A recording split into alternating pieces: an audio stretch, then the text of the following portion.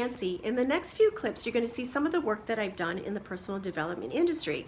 One of my specialties is working with women tap into a feminine power.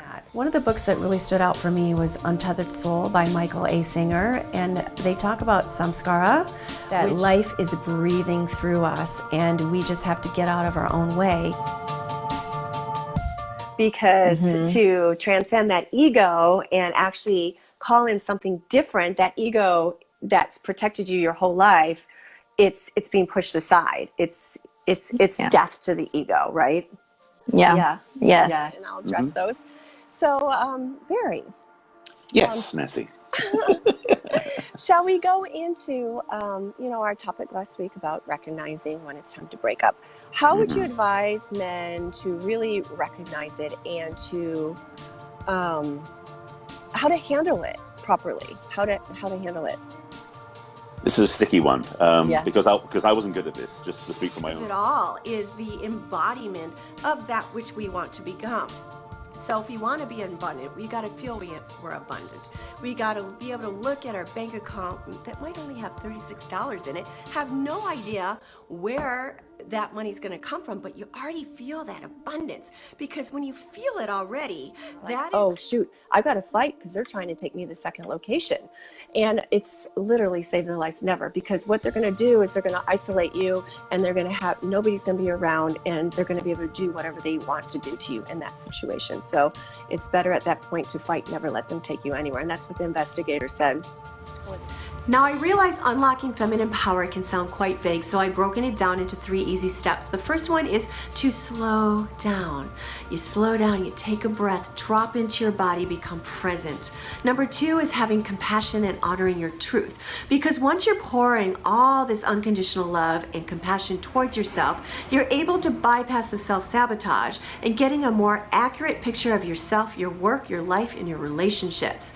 And once you're able to have the space to hold your truth, you're able to listen to your inner voice, which is number 3, having a sixth sense and being guided. Because once you recognize and listen to your inner voice, your intuition will be developed further.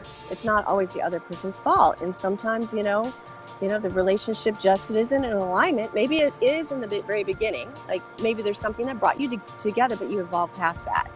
And I just love that. I love everything that you said. It's so great hearing that from a man. It's exactly what Tina and I are talking about. And it's so wonderful to hear it from a conscious of all men. See, ladies, men like this out here.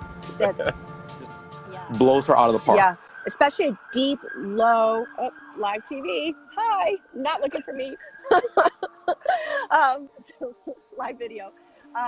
There's something about the deep, husky, you can husky voice, and you can hear the lust, and you can hear the passion in their voice, and then you feel the warmth in your ear. It really does something, I know, for me as a woman, and I'm sure it does for a lot of women getting into their 50s. And what do you tell them? What do you show them? Because a lot of that is your own mindset first, because your body can really still keep thriving. Yes, I mean, if I'm 50, I cannot expect that I will look like I was 20. This is for ladies, because if you're like me, you might be running around like crazy, doing everything on your own. You give, you give so much away. And you know what? A lot of times we put ourselves last. Share with you, you don't have to feel alone. You don't have to feel isolated, because you're not. And we're returning to a place that is so natural and so authentic to ourselves, and it really feels good. And that's how we're moving out of this 2019. Let's leave this old patterns behind. We're going to be stripping away layers so we can be more self-loving and moving into 2020 as our beautiful feminine selves. And that's what we're doing here in this masterclass. Being a woman, or what you grew up with, like, don't cry, or you're being too emotional in the workplace. That's what a lot of men would throw at people, women on the workplace, like, don't you dare be emotional. I mean, Susie